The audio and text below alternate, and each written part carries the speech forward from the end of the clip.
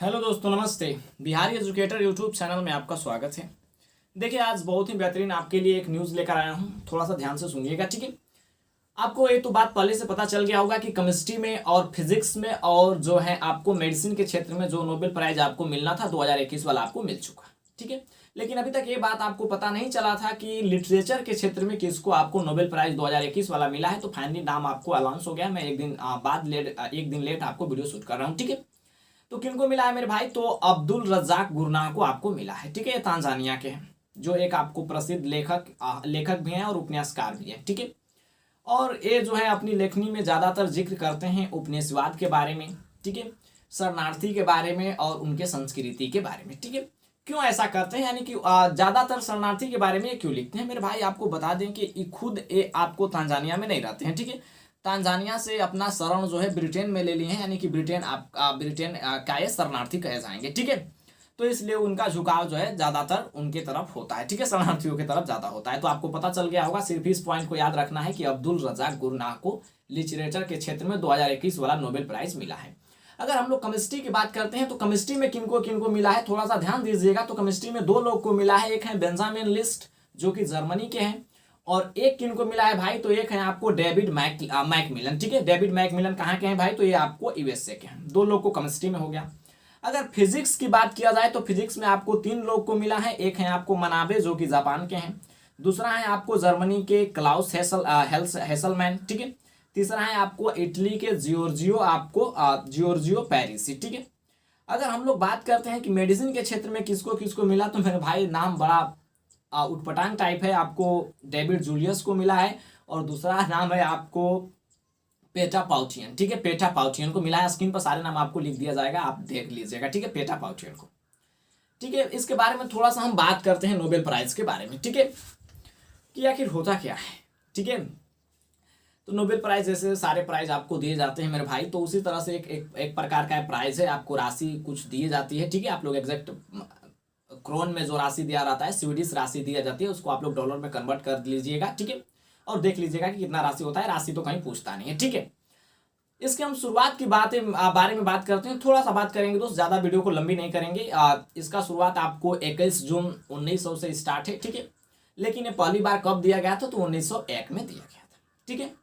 तो 1901 में अगर लिटरेचर का यहाँ पर मैं न्यूज़ बता रहा हूँ कि लिटरेचर में आपको अब्दुल रज़ाक को मिला है, तो सबसे पहला किसको मिला था? तो थोड़ा सा ध्यान दीजिएगा कि सबसे पहला जो था आपको सूबो प्रधुम को मिला था, ठीक है।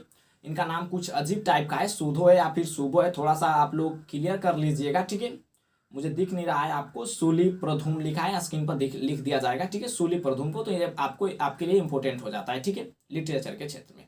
लेकिन सबसे इंपॉर्टेंट तो मेरे दोस्त ये बात हो जाती है कि इंडिया के जाने माने आपको लेखक भी हैं, कवि भी हैं, उनको बहुत सारे सम्मान मिले हैं। रविंद्रनाथ टैगोर के बारे में आप लोग जानते होइएगा, हमारे बंगाल के थे, ठीक है। तो सबसे पहले लिटरेचर के क्षेत्र में आपको उन्हीं को ये पुरस्कार मिला गया था, ठीक है, यानी नोबेल प्राइज मिला था। और बहुत लोगों को सिर्फ पता रहता है कि सिर्फ इंडिया के पहले यही व्यक्ति हैं जिनको नोबेल प्राइज आपको लिटरेचर के क्षेत्र में मिला गया था। लेकिन मेरे भाई एक बात याद रखना कि ये एशिया, इंडिया के नहीं बल्कि एशिया के में एकमात्र ऐसा आपको कवि बोलें या फिर उपन्यासकार बोलें या फिर इनको लेखक बोले, वो हैं, यानी लेखक हैं जिनको आपको 1913 में आपको ये पुरस्कार नोबेल प्राइज आपको दिया गया था, ठीक है। तो किसके लिए भाई नोबेल प्राइज दिया गया था इनको? तो आपको पता है कि 1912 में इनका एक बुक आया था। हालांकि गीतांजलि बुक नहीं है, एक बुक का कलेक्शन है, ठीक है। आप लोग देख लीजिएगा इसके बारे में, ठीक है। तो गीतांजलि को आपको देश दुनिया में सराहा गया, जिसके चलते आपको नोबेल प्राइज 1913 में इनको मिल गया, रविंद्रनाथ टैगोर को, ठीक है।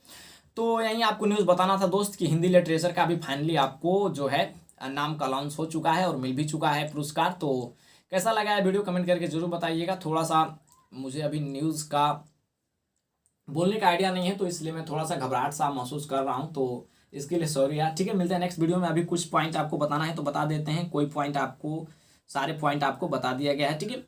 लेकिन जैसे ही हम बात करते हैं कि कि लिटरेचर के क्षेत्र में अगर सबसे कम उम्र की बात किया जाए तो किसको ये नोबेल प्राइज मिला था, तो रुडयार्ड किपलिंग का आप लोग नाम सुने होइएगा, जो 12th स्टैंडर्ड में पढ़ा होगा, ठीक है।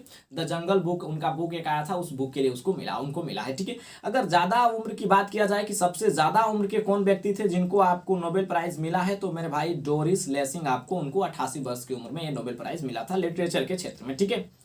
अगर लिटरेचर पर कुछ और बात किया जाए, अगर मैं लिटरेचर का न्यूज बता ही रहा हूं तो बता देता हूं कि 1901 से, यानी कि जब से शुरुआत हुआ था, शुरुआत तो हालांकि 1900 में ही हो गया था, लेकिन 1901 से आपको ये प्राइज मिलना स्टार्ट हुआ था। तो 1901 से लेकर अब तक 114 आदमी को जो है नोबेल पुरस्कार दिया जा चुका है, जिसमें 16 महिलाएं भी शामिल है। ये आपको बहुत ही गर्व की बात है। और साहित्य की बात कर रहा हूँ दोस्त, लिटरेचर की, ये नहीं कि पूरा आप लोग क्वेश्चन आएगा तो लिख देना, ठीक है। हिंदी यहाँ पर लिटरेचर की बात कर रहा हूँ, लिटरेचर का न्यूज बता रहा हूँ, तो लिटरेचर का सिर्फ बताया कि 114 और 16, 114 में 16 आपको महिलाएं थी, ठीक है। तो इस पॉइंट को याद रखिएगा। बहुत लोगों को पता नहीं होता है कि सर नोबेल प्राइज क्यों मिलता है, कैसे मिलता है। तो दोस्त इसके बारे में थोड़ा सा और बात किया जाए तो नोबेल प्राइज जो है स्वीडन के एक वैज्ञानिक थे, आपको पता ही होगा। जो आप सोच रहे हैं बिल्कुल सही सोच रहे हैं कि अल्फ्रेड नोबेल, ठीक है, जो डायनामाइट का आविष्कार किए थे, उन्हीं के नाम पर ये आपको नोबेल प्राइज दिया गया था।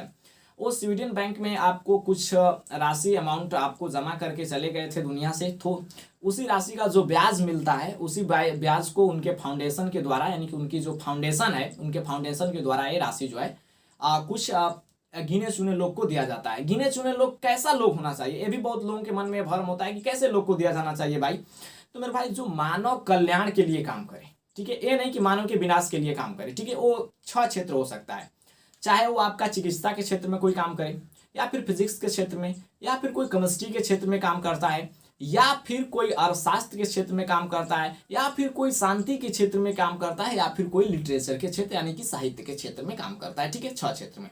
ये नहीं कि कोई बम फोड़ देगा तो उसके लिए नोबेल प्राइज उसको दिया जाएगा, दोस्त ऐसा बात नहीं है, ठीक है। अगर ऐसा होता तो पाकिस्तान के सारे लोग नोबेल प्राइज लेकर वहीं भाग जाते, ठीक है। तो हालांकि मलाला यूसुफजई शांति के क्षेत्र में उसको पुरस्कार उनको मिल चुका है। 2014 की बात कर रहा हूँ, कैलाश सत्यार्थी जी के साथ में उनको नोबेल प्राइज मिला था। कैलाश सत्यार्थी को आपको अर्थशास्त्र के क्षेत्र में मिला था, ठीक है। तो ये अलग बात है, वो शांति के क्षेत्र में काम की थी, मुझे एग्जैक्ट पता नहीं है, देख लीजिएगा। लेकिन मलाला यूसुफजई को 2014 में मुझे याद है कि कैलाश सत्यार्थी जी के साथ आपको कैलाश सत्यार्थी को तो अर्थशास्त्र में मिला था, उनको पता नहीं, देख लीजिएगा, शांति में ही मिला होगा, और क्या हो सकता है, ठीक है।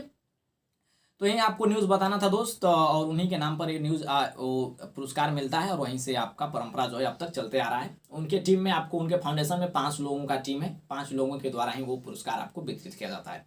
तो कैसी लगी ये वीडियो कमेंट करके जरूर बताइए। मिलते हैं नेक्स्ट वीडियो में कुछ अलग और इम्पोर्टेंट न्यूज़ के साथ, जो भी आपको मेरा तो ऐसा कि ये चैनल जो है मैथ से रिलेटेड है, यानी कि मैथ का क्वेश्चन बनाया जाता है, समझाया जाता है, मैथ पढ़ाया जाता है। लेकिन दोस्त मैथ के साथ साथ आपको करंट अफेयर कितना इंपॉर्टेंट रहता है आप लोग खुद समझते होंगे, ठीक है। मुझे बताने की जरूरत नहीं है कि करंट अफेयर का कितना क्रेज रहता है आपके एग्जाम में, ठीक है। मैथ तो हर कोई बना लेता है, लेकिन करंट अफेयर से क्वेश्चन आता है तो छूट जाता है, ठीक है। तो मिलता है नेक्स्ट वीडियो में। Thank you very much. जो भी आपका कोई प्रॉब्लम है, कोई दिक्कत है, तो आप मुझे डायरेक्ट कमेंट बॉक्स में कमेंट कर सकते हैं। Thank you very much.